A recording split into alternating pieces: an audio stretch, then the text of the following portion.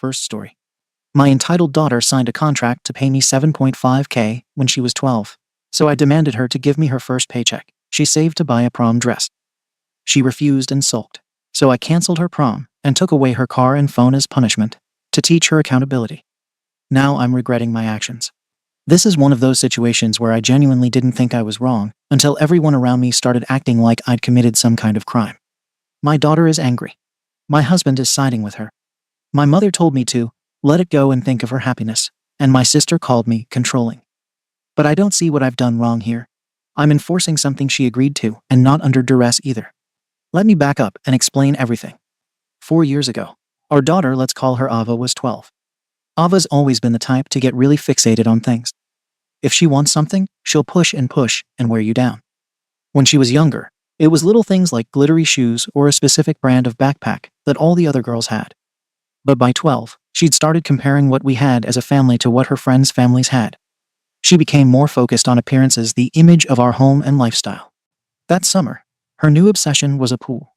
She said every girl in her group had one, and every day they were hanging out at someone else's house, swimming and taking pictures and posting them online.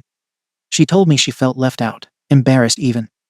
That without a pool, she was the odd one out, the one nobody wanted to invite over. I knew it was partly about actual swimming and partly about social status. She told me, "I promise I'll use it every day. Mum, I swear. I'll even help you clean it." My husband and I don't swim. At all. I don't even own a swimmers, and he hasn't been in a pool since college. Installing one was not going to bring us any joy. But we weren't hurting financially, and we're not the type to be stingy when we can afford to do something nice for Ava. That said, I didn't want it to be a mindless yes, just because she threw a tantrum. And she was starting to throw tantrums. So we decided to meet in the middle. We'd get the pool, but she would take on part of the responsibility for it, even if it was delayed. I sat her down and explained, "This pool will cost us a lot of money. It's not something we need, and your dad and I won't be using it. It's for you. So if you want this pool, once you're old enough to work and earn money, I expect you to repay us for half of it." To my surprise, she agreed. Actually, she said something along the lines of course, that's fair. I'll totally pay you back. I'll even save up my babysitting money now." We got it in writing. I typed up a little contract on the computer. Nothing legally binding, obviously, but it spelled out the agreement. She signed it with a pink glitter pen. I figured it would be a good teaching moment. Agreements mean something, and money doesn't fall from the sky. At the time, she made a whole big show of being proud of herself for being so mature about it. So we installed the pool. It cost us just over $15,000, all in. We didn't go super fancy, but we got a good above-ground pool with a proper deck, filtration system, fencing, and everything up to code. Ava was over the moon. The first summer, she was in it constantly. She had her friends over, they had themed pool days, and they did aesthetic photo shoots, the whole thing. Honestly, it made her happy, so we were happy. But by the second summer, the novelty was already fading. She still used it, but not like she used to. Some of the friends she was close with in middle school weren't as present anymore. By age 14, she was spending more time online, in her room, or going to the mall. Then last summer, she barely touched it, maybe a few times with her cousin, but mostly it sat unused. Still, we never brought up the repayment. I didn't want to be the kind of mum who dangles financial agreements over a kid's head. I figured, once she got a job, we'd revisit the topic. And now here we are. Ava turned 16 last month. She got her first job a few weeks ago, working part-time at a local coffee shop. I was honestly proud of her. She interviewed on her own. She got hired right away, and she was excited about earning her own money. She started talking about saving up for prom, which is coming up next semester. She found a designer dress. She's obsessed with it, $750. I have no intention of paying that much for a dress, but I told her she's welcome to save and buy it herself. So when she got her first paycheck and was excited about finally being independent, I brought up the pool. I reminded her of our agreement that now that she has a job, she needs to start repaying the $7,500 we agreed on. I told her I wasn't expecting it all at once, but I wanted her to come up with a repayment plan. Maybe $100 a month, or a percentage of each paycheck. I also reassured her the money wouldn't be wasted. I told her I wasn't going to spend it. It would be saved for her future. Whether that's college, moving out, or emergencies, it's her money. Just returned to us for now to hold as a kind of moral accountability exercise. She looked at me like I was insane. She said, "You're seriously bringing that up now?" and laughed like it was a joke. I said yes, it was part of the deal. She said it wasn't fair because she didn't really understand what she was agreeing to back then, and she would never have made that deal if she knew what it actually meant. Then she started crying, saying that I was ruining her prom dreams over something she didn't even remember signing. I told her this wasn't about punishing her, or even about money. It was about sticking to a commitment. She got something she wanted, we followed through. Now it's time for her to do the same. She screamed at me, accusing me of ruining her life, then stormed off to her room. Since then, she hasn't really spoken to me, just icy glares and the occasional sarcastic comment. Then my husband jumped in. He said I was being unrealistic, and that the idea of expecting a 12-year-old to honor a deal 4 years later was insane. His exact words were, "She was a kid. We knew she wouldn't really follow through. It was symbolic." No, it wasn't symbolic. I told him then, and I'm saying it now, I didn't do that to be cute or to make a point in theory. We spent $15,000 on something she wanted. She agreed to pay half when she had the means. That time has come. He said. We never intended to enforce it, which was news to me. I did. Just because he assumed it was a hollow gesture doesn't mean I did. He was part of the conversation. He saw her sign it, and he never once said, "This is just pretend." Now that she's emotional about it, suddenly I'm the problem for holding her to it. He's also mad that I brought up limiting her phone and car use if she refuses to pay. But again, we're not taking anything away permanently. We're saying, you made a deal. Until you start honoring it, you don't get all the perks. He accused me of saving money by stealing it from a teenager. That was when I lost it. Let's be clear. The money she gives us isn't going into our pockets. I've already opened a high-interest savings account in her name that she doesn't have access to yet. Everything she pays will go there untouched. It's hers. I even told her that. This is about principle, not profit. If anything, it's to protect her future. But no one is listening to that part. Now Ava's walking around the house like I've ruined her life. She made a big show of telling me that she doesn't feel safe talking to me about anything anymore. I asked her what she meant, and she said, "You twist everything I say and throw it back in my face to teach me lessons." What lesson am I teaching that's so offensive? That you follow through on your promises. She's done something like this before. When she was 14, she begged to go to this week-long music camp with her best friend. We paid over $100 and $200 for it between registration, gear, and transport. 2 weeks before the camp, her friend backed out, and Ava decided she didn't want to go anymore either. I told her we couldn't get our money back. She said, "That's your problem. I'm not going." She didn't go. We ate the cost. Her dad said, "She's young. Let it go." Another time, she volunteered for a school fundraiser, signed up for a leadership role, then ditched it last minute because she wanted to go on a friend's birthday trip instead. Her teachers emailed us. She told them she never officially committed. I showed them the screenshot of the school form with her name on it. She didn't even care. Again, her dad. Teenagers change their minds. Exactly. Which is why it's important to hold them accountable when they commit to something big. This pool was not a small thing. It changed how we use our backyard. We still have to maintain it. We still pay to open and close it every season. And it's not like she never used it. That first year, she practically lived in it. We did our part. She got what she wanted. Now she doesn't want to pay for it, because she has other things she wants more: a $750 prom dress, nail appointment, shoes.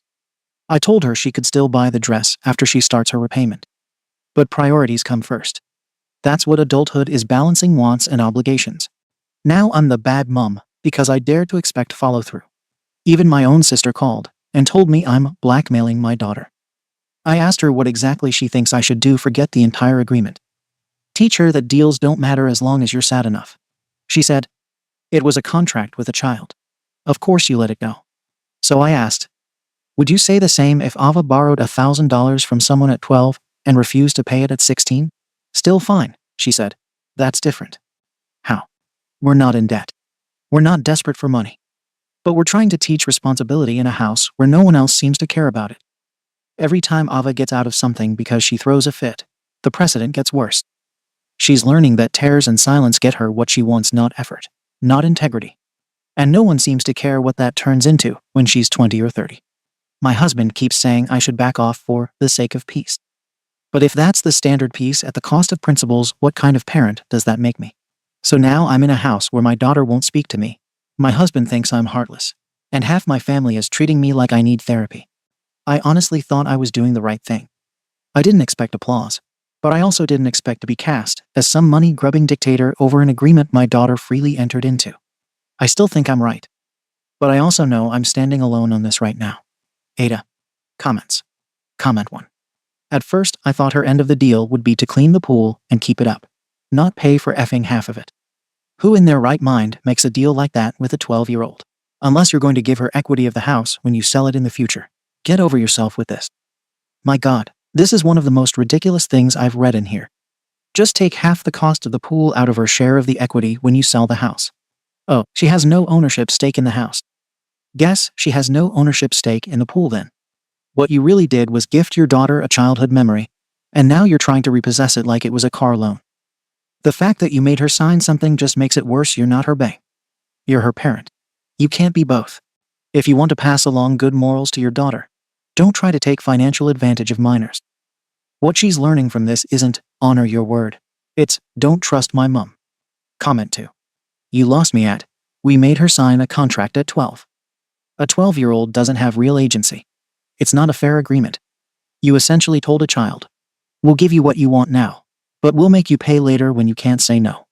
Also, I have to ask, did she even have a choice? Could she have said no and still had a good summer? Or were you dangling the pool like a carrot, knowing full well she'd agree to anything just to get it? The worst part is how proud you are of trying to enforce this like some business transaction. It's not a debt, it's your kid. You're threatening to take her car and phone because she wants to buy a prom dress with her money. She's 16. You've still got time to undo this, but not if you keep treating her like a business partner instead of a daughter. Let the money go. Save the relationship. You're not teaching morals. You're teaching her how to resent you. Comment 3. YTA. You made a deal with a 12-year-old for thousands of dollars. Of course you are. As a parent of 4, there are plenty of ways to teach our children morals that don't involve forcing a child to pay for a pool in an agreement she made when she was still in 5th or 6th grade. Side question. If you expect her to pay for half of the pool, will she get a cut of the real estate if you ever sell the house? Having a pool increases the price of a house in real estate.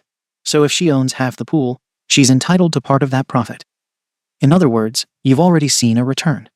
This is like handing a kid a car, and then years later demanding they repay it even though you still drive it and benefit from it. Except worse, because it's physically tied to the home she has no claim to. YTA. Who on earth thought this was a reasonable deal to make with a child?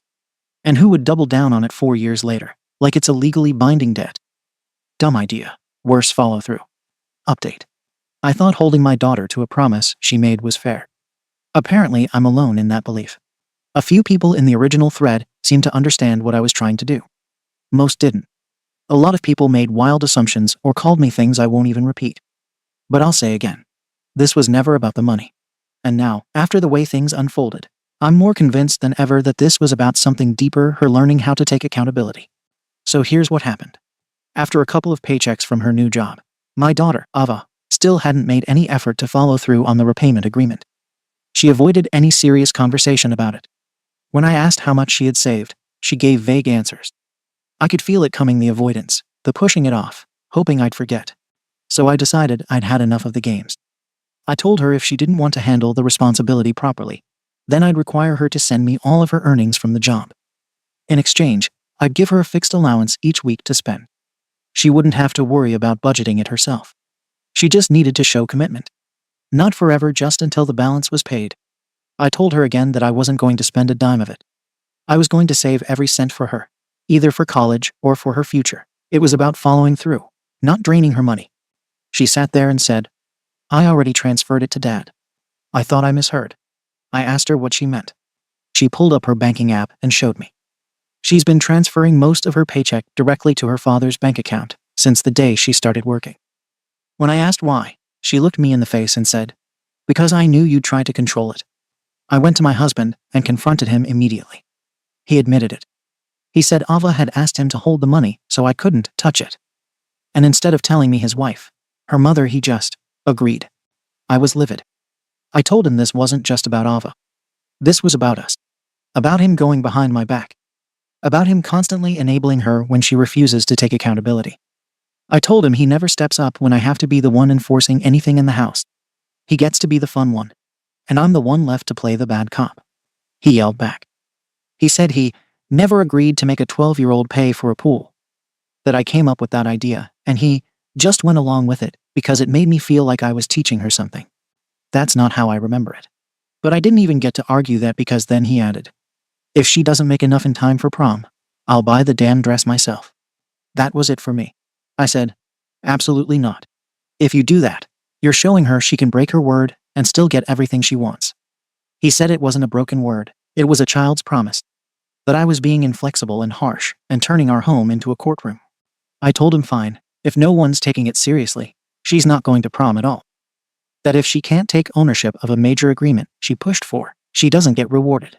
He looked at me and said, "You don't get to make that decision alone. I'm her parent too." I told him to start acting like it then because so far, all he's done is give her an escape route. And this was after she made him her personal bank to keep me out of the loop. We didn't speak for almost 2 full days. Meanwhile, I followed through on the consequences I outlined. I took her phone, took away access to the car, until she started making real steps towards honoring the agreement she made. The extra privileges were off the table. It wasn't a surprise.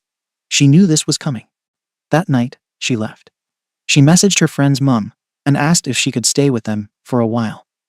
I didn't even know she'd packed until she was gone. The mum sent me a text saying Ova needed a calm place to think. She's been there 5 days. Still not home. Still no direct contact with me. Everything is through other people, her friend's mum, her dad.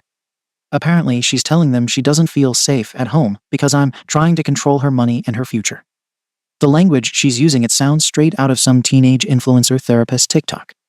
Manipulative buzzwords to flip the script and paint herself as the victim of some financial abuse fantasy. And the worst part? My husband let her go. He said, "She needs space. Let her cool off." Cool off from what? From being held to her own word. When she left, I asked him, "Are you really just letting her walk away like that? After everything we talked about? After she disrespected me to my face?" He just said, "You pushed her." That broke me. I sat on our bed and cried like I haven't in years. I'm supposed to be the one holding this family together. And they've all decided that I'm the culprit, that I'm the reason our daughter is falling apart. And all I ever asked was that she do what she said she would do. For people saying I'm trying to steal her money, go to hell. I've spent the last 16 years paying for every part of this girl's life. Her food, her clothes, her phone, her car, her medical care, her education, and her extracurriculars. I don't need her money. I'm not trying to get a return on investment. But when she makes a promise and benefits from it, and then tries to escape it the second it becomes inconvenient, that's not okay. People are asking if she'll get a cut of the real estate if we sell the house, since she owns part of the pool. That pool has increased our insurance, our utilities, and our taxes. She doesn't clean it. She doesn't maintain it. And she barely uses it now. I'm paying for the house. She's living in it rent-free. I don't think she needs a cut of the equity either. It's not about logistics. It's about morals. About character. About raising someone who doesn't manipulate her way out of anything remotely uncomfortable. She ran. And everyone else ran with her. Even my own sister offered to pay off the debt to make it stop. Like this is a hostage situation, and I'm the unreasonable captor. Maybe I handled it wrong. Maybe I should have waited longer or approached it differently. But if being a parent now means letting your kid do whatever they want, whenever they want, with zero accountability, then I guess I'm failing by that standard. All I ever wanted was for her to grow into someone reliable. Someone who takes ownership. Someone who doesn't lie or hide or cry her way out of every situation. But I'm standing here alone. And right now, it feels like that says more about everyone else than it does about me. To those who gave real advice, thank you. To the rest, try being a parent in the real world sometime. It's not as simple as you think. Comments. Comment 1. YTA. You wanted all her income and would give her an allowance from her own job. That's control, not parenting. You're not her bank. You're not her guardian of ethics. You're her mum, and you're micromanaging her financial life like you're managing a company account. Also, your husband didn't go behind your back. He protected your daughter from what he clearly saw as an overreach. I don't even think he handled it well. But he's not betraying you, he's balancing out a power dynamic that got wildly unbalanced the second you decided she couldn't be trusted with her own paycheck. And come on, she left. A 16-year-old left her own home to go stay with someone else. That's not some clever manipulation. That's a teenager escaping a household that feels hostile and suffocating. You lost the plot, OP. And now you're acting like you're the one who got abandoned. Comment 2. You turned a childish agreement into a hill you were ready to die on, even if it meant isolating your kid, blowing up your marriage, and nuking prom over what? A 4-year-old promise made by a middle schooler? You say you're overwhelmed and outnumbered. But that's because you put everyone else into a no-win situation. Your daughter had 2 options. Obey your arbitrary financial punishment or lose basic freedom. Your husband had to choose between backing you or protecting his kid. He picked her not because he's spineless, but because you were the one pushing too far. You don't enforce consequences. You escalate until there's nothing left but scorched earth. You lost your daughter's trust. You lost your husband's partnership. And you're still trying to frame this like you were the only sane person in the room. YTA. And if you don't figure that out soon, you'll end up alone holding firm to a lesson no one wants to learn from you. Comment 3. Your kid is a kid. You overreached. But your husband is the real problem here. He completely undercut you, and then acted like he had no idea what was going on. He hid financial info from you, handed your daughter a workaround, and when it all exploded, he watched you burn alone. I don't think your contract idea was great. But you communicated it. You stuck to it. You tried to follow through on something you made clear from day one. The fact that your husband not only ignored that but basically teamed up with your daughter to block you out, that's unforgivable. You didn't cancel prom because she broke a rule. You canceled it because your own partner made you irrelevant. If this is how things go in your house, I hate to say it, but your marriage is probably over. Not because of the pool, but because you're in this alone, and he doesn't respect your authority as a parent or your existence as a person in the home. You need to fix that before anything else. Update. I didn't think I'd be updating again, especially not like this. But it's been over a year since everything unraveled, and I think enough time has passed for me to explain what actually happened and where things stand now. What started as a disagreement over responsibility didn't fade. It escalated, then detonated, and my family took the hit.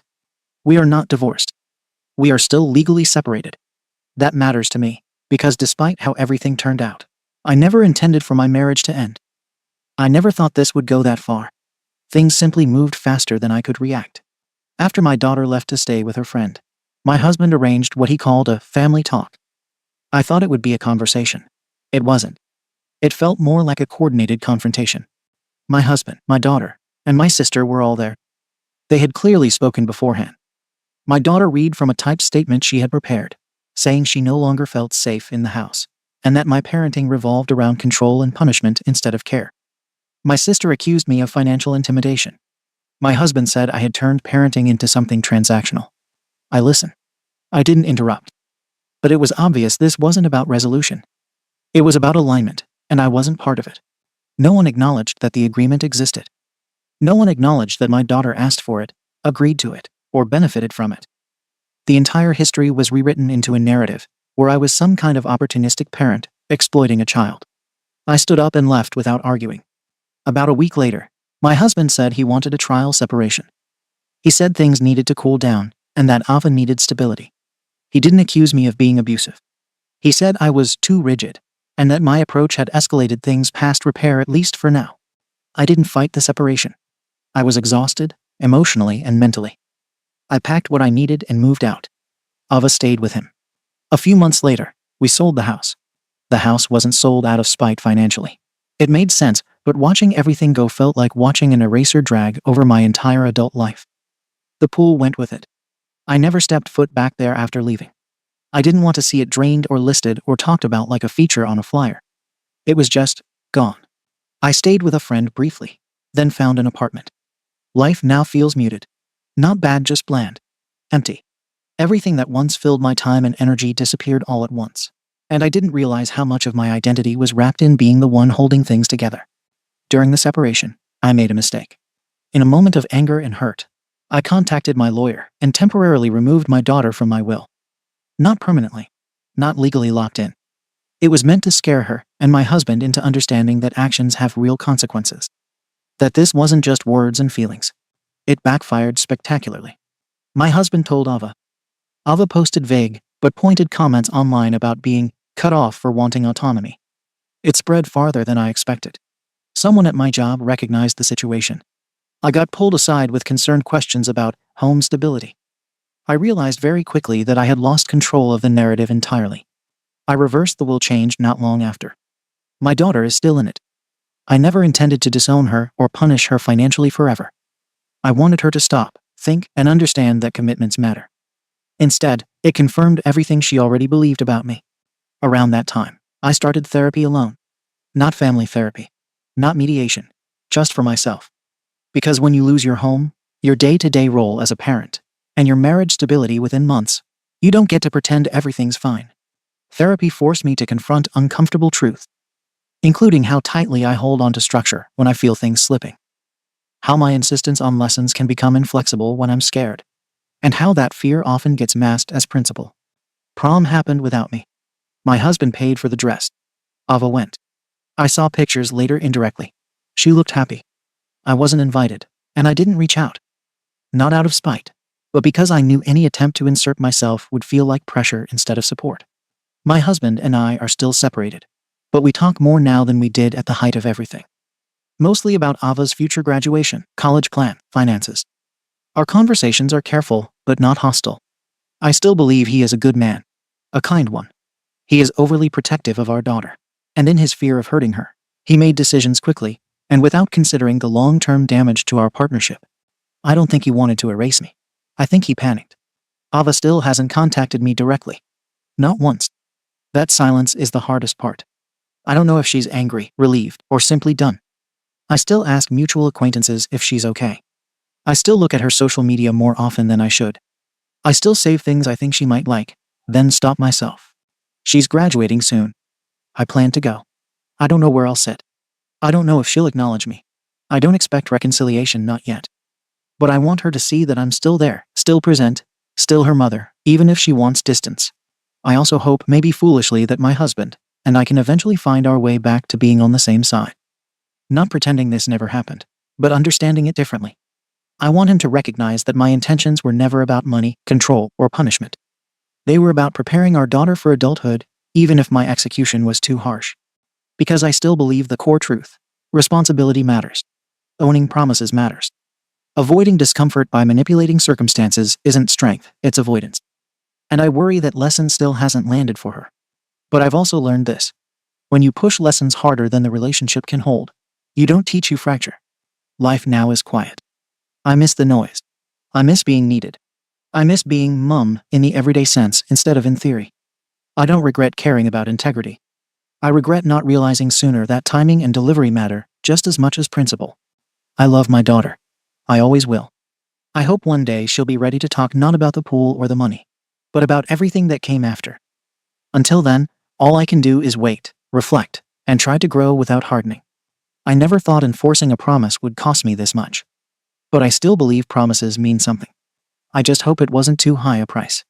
Comments. Comment 1. OP, I say this with compassion. You lost the plot when you turned parenting into a moral contract. You're so laser focused on teaching your daughter a lesson that you didn't notice you were building a courtroom, not a home. Even in this update, you're still trying to prove you were right. And maybe she did break a promise. But you also weaponized that promise. You leveraged prom, access to money, and her basic freedoms to force her hand. You keep saying you didn't care about the money, but everything you did screamed financial control. And when your husband disagreed with your methods, you saw him as disloyal instead of someone trying to keep your daughter from shutting down emotionally. I'm not saying she's perfect. She definitely avoided, lied, and acted out. But she's a teenager. You're the adult. And you let the principle become more important than the person. Now you're sitting in a quiet house, clinging to the phrase, a promise is a promise, and wondering why no one's calling. Because what they remember isn't your intention, it's how you made them feel. Comment 2. You chose the hill, OP, and you died on it. Reading this, I don't doubt you loved your daughter.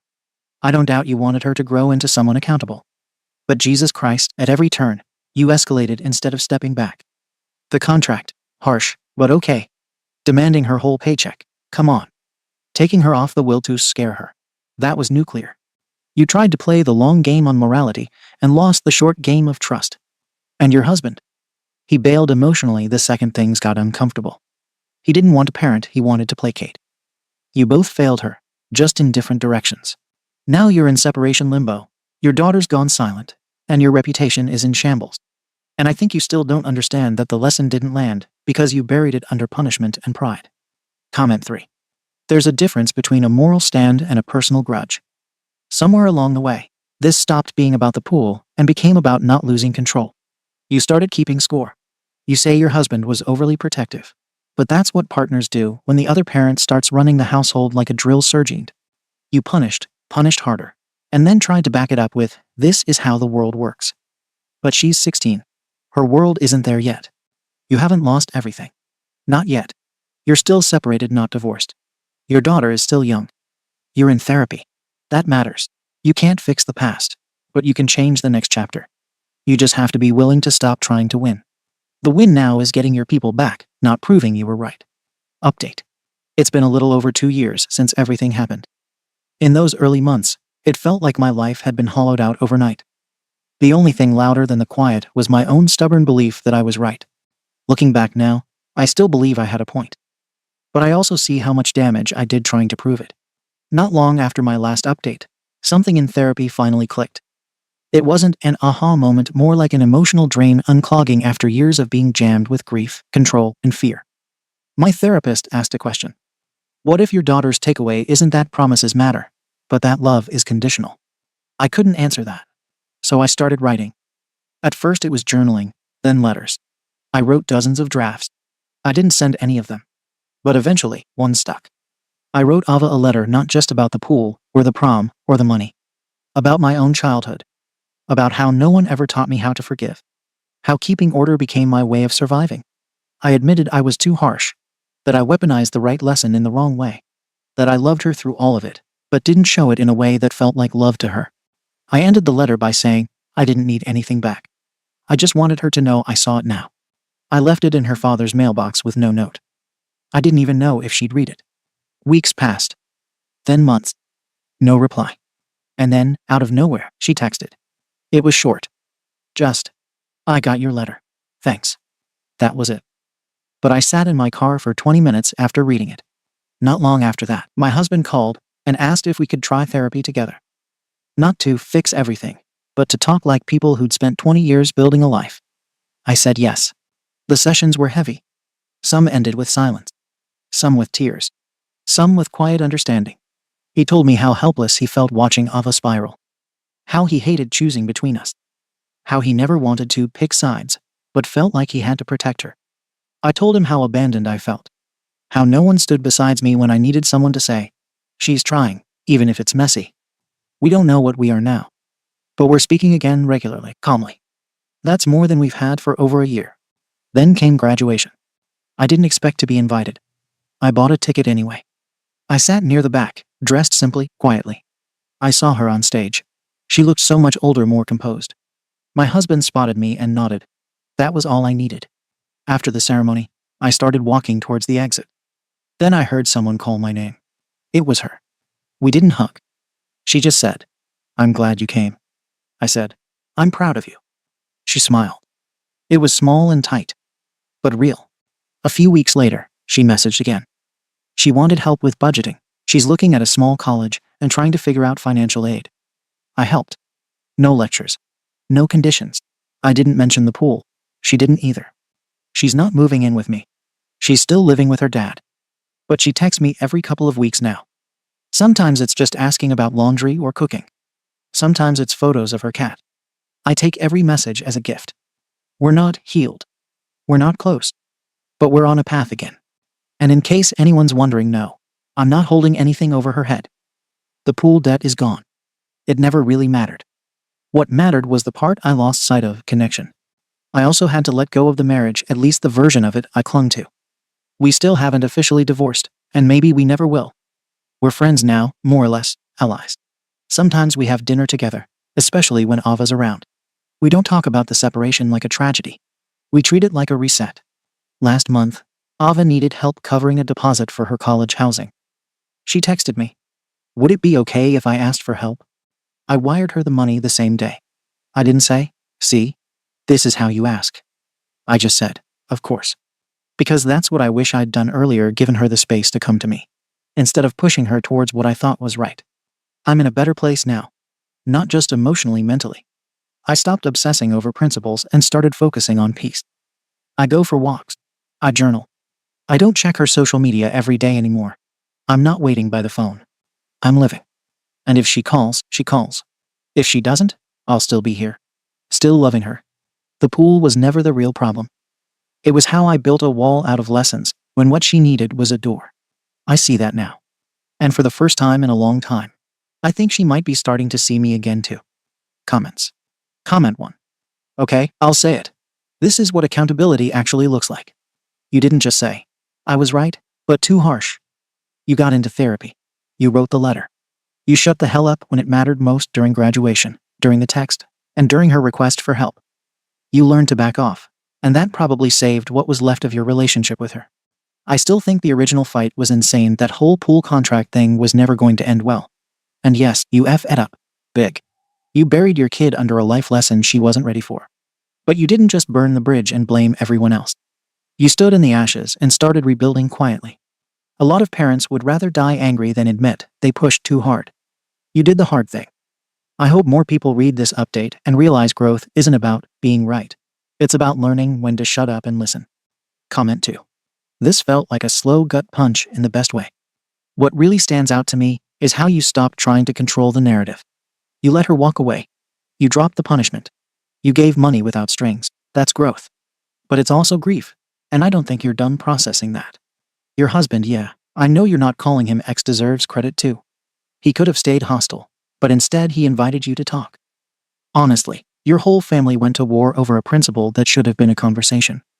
It's wild how fast we all dig in when we think we're teaching. You both lost time, but you didn't lose everything. And that's rare. Don't push too hard now. Just keep showing up. She might forgive, or she might not.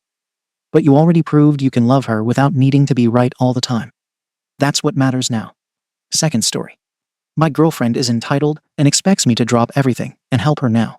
She demanded I help her find her hat. When I refused, she hid my laptop a day before my finals and started abusing me and tricked me into playing the victim of domestic violence. This is a throwaway account. Some context. My partner late 20s F and I late 20s F have been together 7 years. We've had periods of breaking up and getting back together. We recently moved in together after a long period of what felt like stability and growth. But since the moving process and moving in, there's been a lot of strife and fighting, some of it old problems coming back up, and some of it new issues. One recurring problem is my partner struggles with organization and will put her things such as clothes, accessories, etc. in piles in a specific, but non-designated place for those things. For example, putting a pile of clothes and jewelry on the couch or entryway table.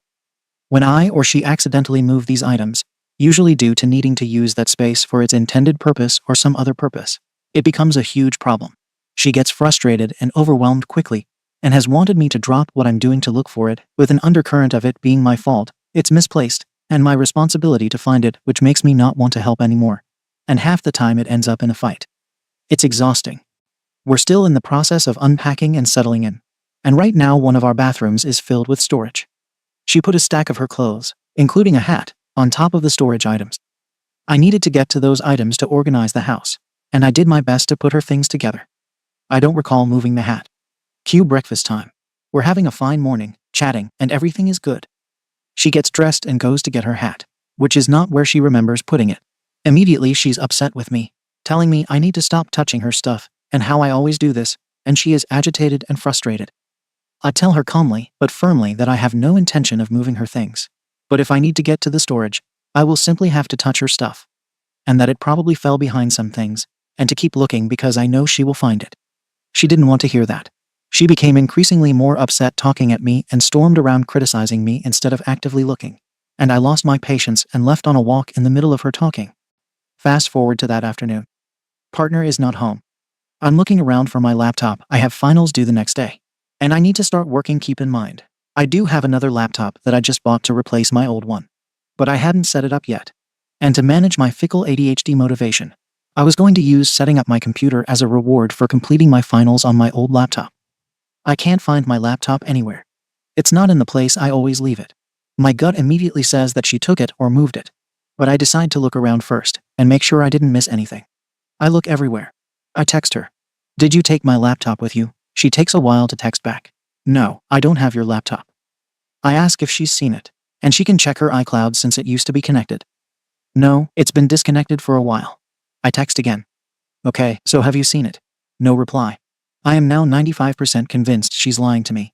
But I didn't want to believe that she would actually do this. She comes home in the evening. I ask again about my laptop. She sits on the couch, not looking at me, focusing on something else while I'm asking to talk to her about it. She chortles at my suggestion that the only other logical option if you don't have it, and it's not in the apartment, is that it's stolen. We live in a building. I keep pressing her. She says offhandedly, I don't know. Did you check that closet? She walks over to the closet to put away her jacket, and I walk over to watch her, suspecting she would pull it out of her bag or something. I didn't see her move anything, and I asked, why would you suggest that closet specifically?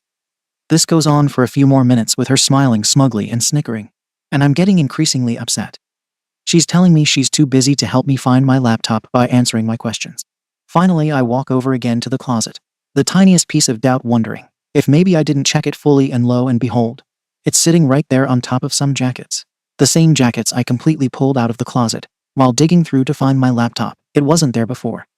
I absolutely lose it. I am livid. I am yelling at her that she is weird, and that was cruel and disgusting behavior.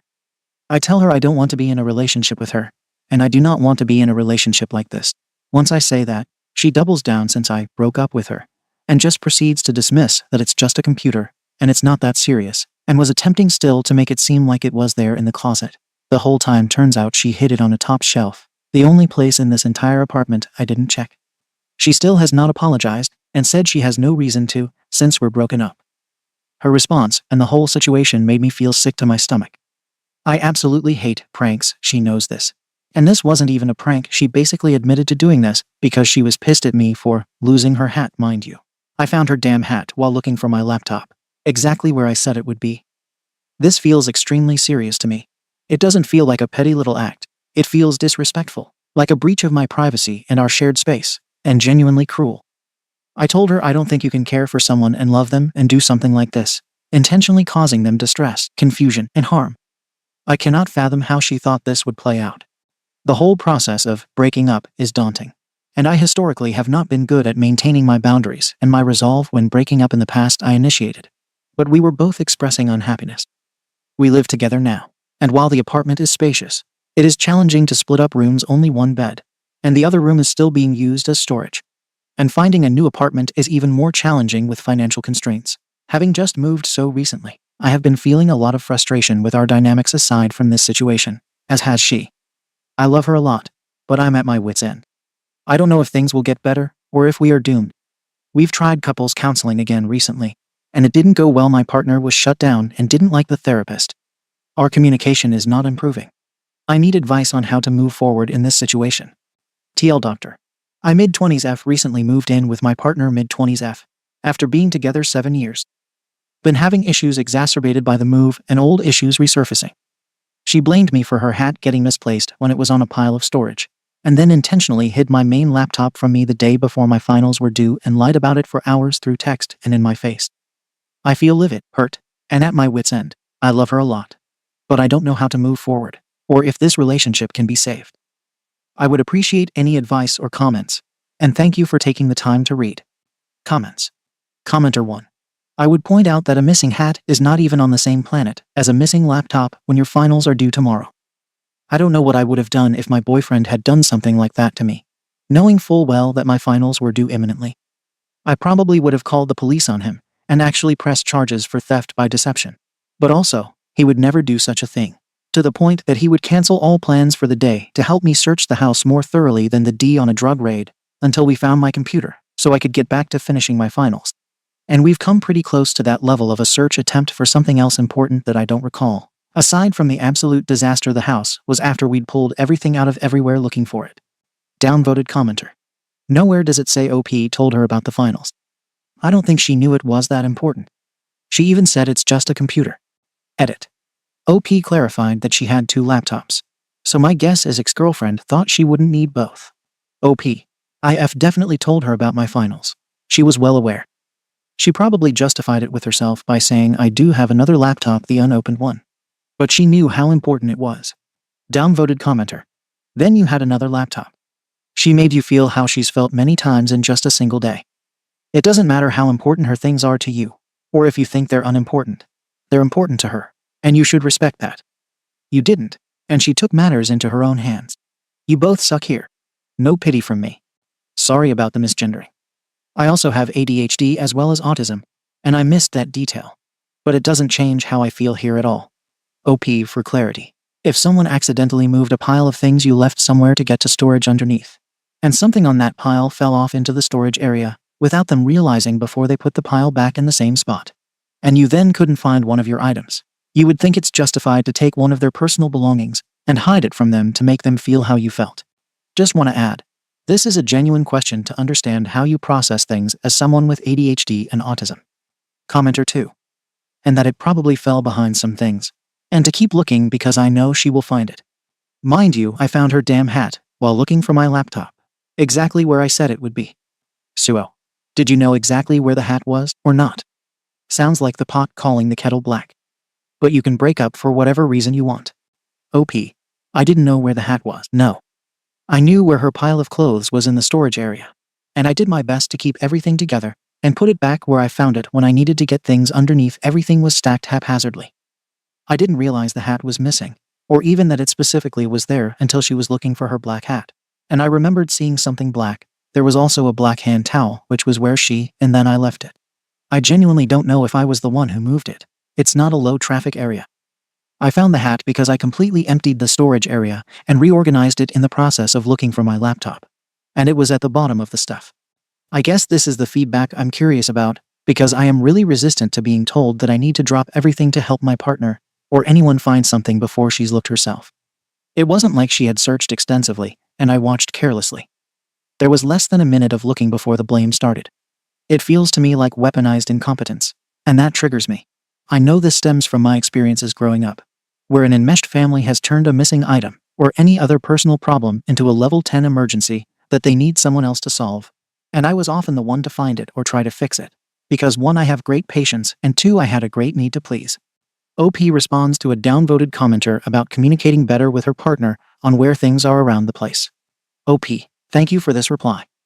I definitely own that I have verbally and non-verbally expressed judgment about the way she organizes her things being wrong. I have ADHD, she doesn't. But she has identified with autistic traits, no diagnosis. Obviously, there is a lot of overlap with ADHD traits. I have an issue with this. Do I think this could have been prevented if you approached it better and made an effort to communicate fully and consider your girlfriend's perspective without judgment? Objectively. You're telling me, objectively, I could have prevented her from hiding my laptop and gaslighting me if I just approached her better. I've tried to approach this topic in many ways, even before we moved in together. I've made a conscious effort to tell her where I've moved things and to keep things where they are. When a mistake was made where there is no actual proof that I made it, other than me taking responsibility for moving storage items, she did something intentionally hurtful and harmful to me. What about her approach? She is also dating me, and I am also a person. Commenter 3. If this is real, unlikely, you moved in together unwisely. Your partner X has serious, real problems. Obs, you have some as well. Neither of you is in a place to cohabit. Unless you can get to a place where you and your partner can have an honest conversation, and she can hear you, you're going to have to manage until one of you can leave. It also seems like it would not be a good idea to stay in touch after. OP, damn, it's truly that unbelievable, huh? Thanks for your feedback. It started getting rough during the moving process after what felt like a long stretch of progress, healthier communication, and stability. I wouldn't have decided to move in otherwise. I chalked it up to the stress of moving, and we do each have our own mental health struggles, which were exacerbated at that time for her, and we had lease deadlines approaching, so we went for it. But looking back, the moving process was a red herring for what was to come. And yes, it probably was unwise. Update. IF Late 20s posted a few days ago about my partner F Late 20s hiding my laptop in revenge for me, accidentally misplacing her hat allegedly and me breaking up with her for it. An update. I've been avoiding speaking to her, sleeping on the couch, and getting my affairs in order quietly. She's been finding ways to try and rage bait me. Last night at 2 a.m., she comes to the living room where I'm sleeping to ask where I put my rose toy. I put it away because it's mine. It was always meant to be my personal toy. But she took quasi-ownership of it, and I simply don't want her using it anymore. She proceeds to harass me for 40 minutes straight to tell her where it is and to please give it to her, saying that she just needs it to sleep. As she disrupts my sleep, I had to lock myself in the bathroom twice, because she wouldn't respect me telling her to leave me alone and kept coming back. At the end of this tirade, she asks, "When are you leaving for the holiday trip?" I tell her I don't know and to please leave me alone and let me sleep. No, I just need to know when you're going to be gone for an extended period of time, because, yeah, I just need to know, implying she needs to know when I'll be gone so she can get her rocks off with someone else in the house. I didn't get to sleep until after 3 a.m. She gets up at 7:30 am. She never gets up this early. Comes to the living room loudly, tries to hug me.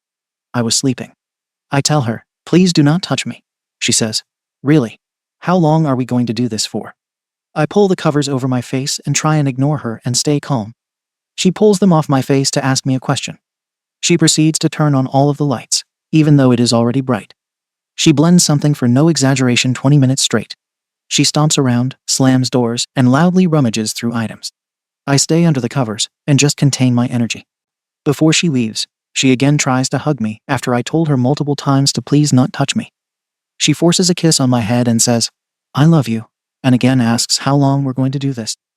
Finally, she leaves for the day. When I get up, I see that she turned the heater in the living room up to 86 degrees from 70 degrees to make me hot and uncomfortable.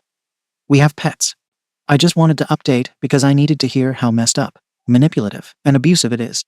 And I just want to witness myself by writing this down and be witnessed by others. I can't wait to get myself out of here. Comments. Commenter 1. When you get out, please take the pets with you. I wouldn't trust her to take care of them or not hurt them out of spite. OP. Unfortunately, some of the pets are hers. Mine are coming with me. Commenter 2. Pestering you into loving her is an interesting move. Hopefully you are out soon. Have you started packing yet? When do you? Be sure to seal your boxes and mark the tape, so if she opens it, you know. Thinking she might swipe your stuff. Commenter 3. OP should get some friends together to do all the packing and moving out in one go while she's gone. Otherwise, she'll definitely mess with OP's stuff. Or smuggle stuff out beforehand and leave it at a friend's house. Don't give her warning that you're leaving. OP, please read Lundy Bancroft's Why Does He Do That? You will find a lot of your SDBX's behaviors explained there. Move out as fast as you can. Then block her and don't look back and make sure you're not sharing locations with her. She sounds dangerous. OP, thank you for this reminder.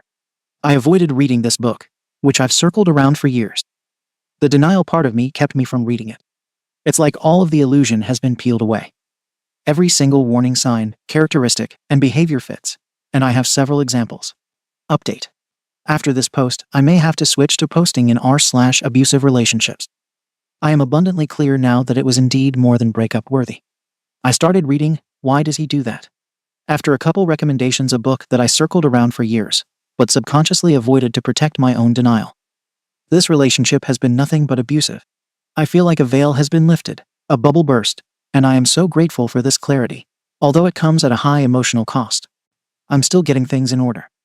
I fear that she will find these posts, if she hasn't already, because she knows how much I use Reddit and could find it with keywords. I don't know if it matters, though, as she just read my journal where I wrote extensively about all her instances of abuse for my own records. While I was on a walk, I meant to bring it with me, but I left in a rush and was disoriented. When I returned, she said something that made it clear to me she had read my journal. She has done this before, knowing that my journals are sacred to me. I stated, I assume you read my journal. She proceeded to verbally abuse me for over 30 minutes, calling me insane, mocking me repeatedly about the journal, and calling me all kinds of names. When I ignored her, she got in my face, banging on the table to get my attention, and tried to pull my headphones off. I have receipts of most of this tirade. This is after 2 nights straight of her blasting music to continue to disturb my sleep. Last night, she played the same song over and over again from 10 p.m. to 9 a.m. a song by someone she was romantically interested in and almost hooked up with, like Jan from The Office. It would be funny if it wasn't so wicked. I lost my patience last night and banged on the door and yelled for her to put on headphones. She wanted me to do this because now she is saying I've been harassing and abusing her. Classic. There was maybe a 15-minute break, and she started the same song up again at 9:30, screaming, singing, stomping, slamming, etc. My family is coming to get me and my pets, and I will be away and safe for a little while. I want to extend a sincere thank you to everyone who has commented and asked for updates. I have anxiety about these posts being up, but it is cathartic to write them, and it helps me to hold myself accountable and be held accountable and strengthen my resolve. Thank you for watching the video. If you are interested in listening to these kinds of stories, we've got more in store for you. Simply subscribe to our channel, hit the like button, and share it with your friends.